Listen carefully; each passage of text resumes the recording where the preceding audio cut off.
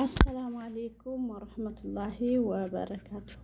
ውድና የተከበራችሁ የፋሚሊ ቤተሰቦች እንዴት ናችሁልኝ? አባይቢ ገልቢ እኔ ሰላም ነኝ አልሐምዱሊላህ። እንዴት ናችሁ እናንተ? ተናፍቃችኋል ማለት ነው። ያው ሰሞኑን ጠፍቻለሁኝ። ኢንሻአላህ ያለ መጥፋት እሞክራለሁኝ እና እንዴት ናችሁልኝ የኔ አስሎች፣ የኔ ሁሉ ነገር ከኔ ጋር ለሁላችሁ አልሐምዱሊላህ።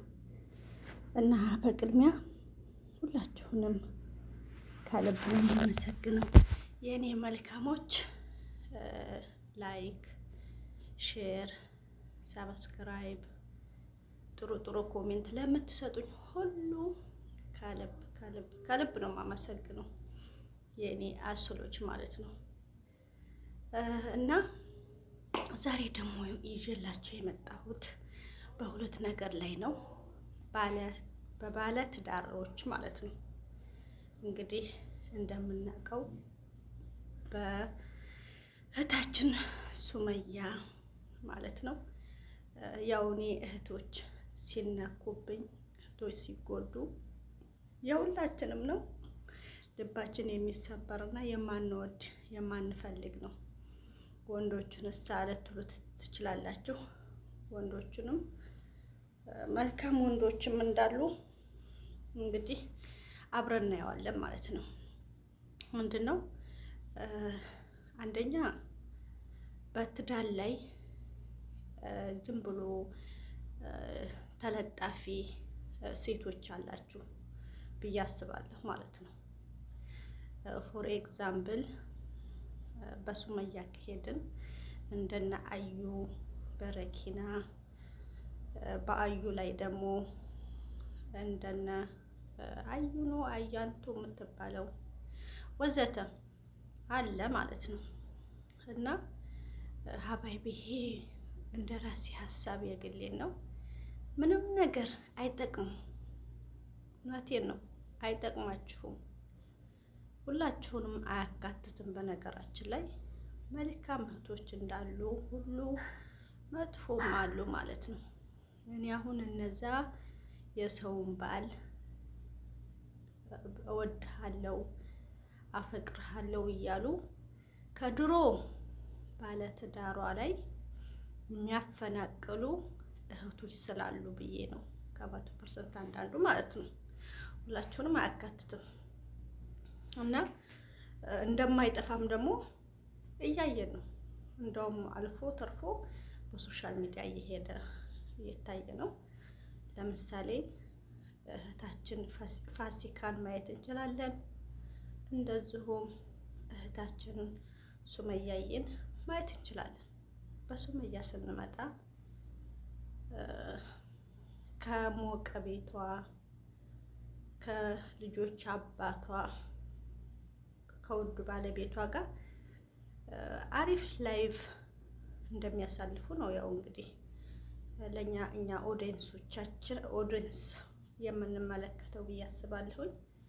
አሁን ላይ ግን ያለው ነገር በጣም አስከፊና በጣም ልብ ሰባሪ ላይ ናቸው ብዬ አስባለሁ። እሺ ይሁን። ሱመያዬ እንደዚህ ልቧ እንደተሰበረ ወንድ ልጅ እንደ ውሻ ነው ይባላል። አንዳንዴም የሆነ ጅልጥ ወንዶችም አሉ። ስነግራችሁ ሁላችሁንም አያካትትም። መጥፎ እህቶችም እንዳሉ በጣም ራሳቸውን ጠባቂ በቃ ጎበዝ ጀግና እህቶች አይበገሪም ይኖራሉ። ከወንዶቹም በትዳሩ ሀርድ የማያውቅና ዥልጥልጥ ወንዶች በቃ አሉ ብዬ አስባለሁ ማለት ነው። እኔ አሁን ወደነ ዥልጥልጦቹና ወደ ተለጣፊ ሴቶች ነው ዛሬ ትኩረት። እውነት አያስችልም። በጣም አንድ እህታችን ትዳሯ ሞቆ ስታው በቃ ጥሩ ሀያት ላይ ስትኖር ምን ያክል እንደሚያስደስተን ሁሉ አንድ እህታችን ደግሞ ልቧ ተሰብሮ ስናይ የሁላችንም ደስታ እንዳለ ሁሉ እሷ ስትደሳ እሷ ልቧ ሲሰበር ደግሞ የሁላችንም ልብ እንደሚሰበር ጥርጥር የለውም ማለት ነው። ሶ ምንድነው ለአንዱ የአንዱ ትዳር ለአንዱ እንደማይሆን የአንደኛዋን አስለቅሶ እውነት ከዛችኛዋ ምንድን አጓድላበት ነው እኔ በስነ ስርዓት ይይዛለሁ ብላችሁ እምትሞኙ እወድሃለሁ፣ አፈቅርሃለሁ አርፎም ተርፎም እስከ ህይወት ማጥፋትም የምትደርሱ እህቶች ኢንተብሁ ራሳችሁን በመጀመሪያ ጠብቁ ማለት ነው። ይቅርታ ራሳችሁን ጠይቁ። እውነት መልሱንም እዛው ታገኙታላችሁ ማለት ነው። እና የማንም ትዳር ለማንም አይሆንም ማለት ነው። በእርግጥም እንደዚህ ስላችሁ በሀቅ ላይ ነው የምንሄደው። እውነት እሱ ተበዳይ ከሆነ እሱ ወደ ተበዳዩ ነው የምናደላው። እሷም ደግሞ ተበዳይ ከሆነ እንደዛው ማለት ነው። ግን አሁን ላይ እየተንዘራፈፈ ያለው ነገር እውነት በጣም በቃ የሚያስጠላ ሴትነታችሁን የሚያስረክስ ላይ ነው ያለ ነው ማለት እንችላለን። ዋናው ነገርን የምነግራችሁ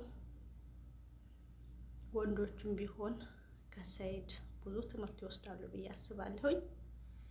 ሴቶችም ከሱመያ ምን ያህል ትምህርት እንደምንወስድ የሁላችንም ጥርጥር የለውም ማለት ነው። ስለዚህ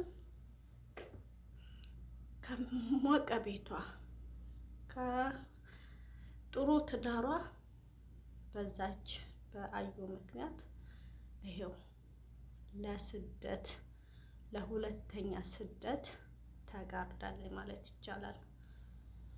እውነት በዚህ አጋጣሚ እኛ አማኞች በቀዷና ቀደርም ማመንም ግድ ነው።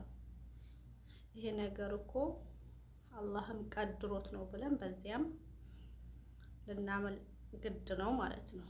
ሆኖም ግን ሰበቡ ማን ነው? እኛው ራሳችን ነን። እች ልጅ አሁን እንደዚህ ባላለች አፈቅርሃለሁ፣ እወድሃለሁ ብዙ መጽዋት እንደዛ እስከ ክሎሮክስ መጠጣት መጽዋት ባልከፈለችለት እውነት እሱም ዞር ብሎ ሊያያት አይችልም። ተከየሉ ወንድ ልጅ እንኳን አፈቅርሻለሁ፣ አፈቅርሃለሁ፣ እወድሃለሁ ህይወትንም ለማጥፋት ደረጃ ተደርሶለት ይቅርና እሱ ራሱ አፍቅሮን ተንበርክኮ ለኛ ለሴት ልጆች ያላቸው አህዋል በጣም የሚከብድ ነው ብዬ አስባለሁ። እና እንደዚህ ራሷን ማስረክሳ ከሷም አልሆነ ከልጆቿም ባለቤቱ አልሆነ አልፎ ተርፎ እንዳውም ለሆድ ቀለበት አደርጋለሁ ጠብቁኝ ብሏል። ጥበቃ ላይ ነን እንግዲህ ሁላችንም። ይሄ ሁላ ምንድን ነው? አንደኛኛ ሴቶች ለምን እንደዚህ በሆነ መልኩ ለምን እንጓዛለን? እውነቴን ነው። ተበዳይም ብዙ ጊዜ የአረብ ሀገር እህቶች ከራሴ ጀምሮ ብዙ ጊዜ ብዙ ቻሌንጅ የሚደርስብን ከወንድ ይልቅ እኛ ሴቶች ነን። ወንድም በምናፈቅር ጊዜ ከአቅም በላይ ይሆናል። እሱ ያንና ልባችንን የሚሰብሩ አሉ ማለት ነው። ስለዚህ አሁን አዩ ተብዬዋ ሱመያ እንደዚህ እንደገባይባት አለም ተራ ደግሞ በእሷ ላይ ደግሞ ይሄው አያንቱ ነው አያምን ጥርቅሽ የምትባለው ልገባባት ነው ብዬ አስባለሁ ማለት ነው።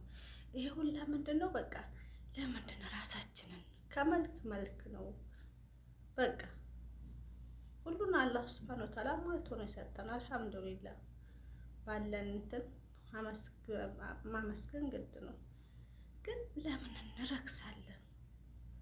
እውነት ለምንድን ነው?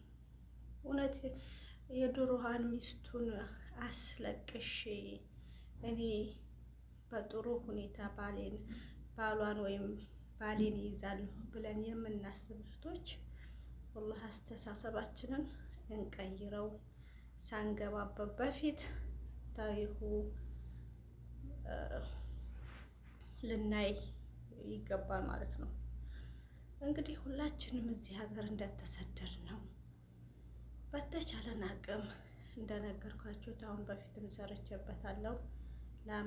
ለሁለት ዓመት ብለን እስከ 4 ዓመት ብለን እስከ 6 ዓመት ከዛም ደግሞ እስከ 12 ኢላ እስከ 15 ዓመት የሚቆዩ ይኖራሉ ብዬ አስባለሁ ማለት ነው።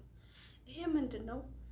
በቃ የአንዱን ሽቁር ስንል የአንዱን ሽቁር ስንል የአንዱን የራሳችን ፍላጎት ግን ብዙ ነገር እያለ የእኛን ያለማሳካት የሌሎችን በማሳካት ላይ ማለት ነው ብንሰራ ትንሽ ጎንጆ ሰርተን ተዝክ ሄጄ አረፍላለሁ በሚል ነው ሁላችንም እንግዲህ የተሰደድ ነው። እንደዛ ሆኖ ግን መልሰን ደግሞ ሁለተኛ ስደት ሁለተኛ አረብ ቤት ማምጣት ማለት ወላሂ እኔ ባለፈው እህታችን ሱመያ በሰራችሁ ላይ እንደ ሴትነቴ በጣም ነው ልቤ የተሰበረው ማለት ይቻላል።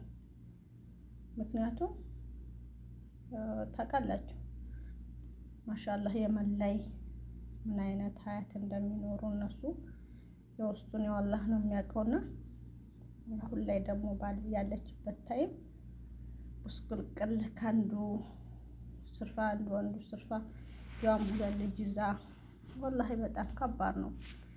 እና ለዚህ የምንጋርደው ሁለተኛ ባል ይሆኑናል ብለን የምናገባቸው ወንዶች ላይ ትኩረት ባንሰጥ ባይነኝ ማለት ነው። በእርግጥ ካልተስማሙ እሱም ቢሆን እሷ ካልተመቸችው እሱም ቢሆን እሱ ካልተመቻት ኒካን በወንድ እጅ አድርጓል። ሁልጊዜ እየተተናኮሉ ሁልጊዜ ጭቅጭቅ ሁልጊዜ ንትርክ እያለ ተቀመጡ የሚል የለም። ስለዚህ ራሳችንን እንቆጥብ ነው የምለው የዛሬ መልእክቴ ውዶቼዋ። ስላዳመጣችሁኝ ሁላችሁንም ከልብ ነው የማመሰግነው። እንደዚሁም ለቤት አዲስ ሲሆናችሁ ደግሞ ቤተሰብ እንሁን፣ እርስ በርሳችን እንደግላለሁ። ሰላም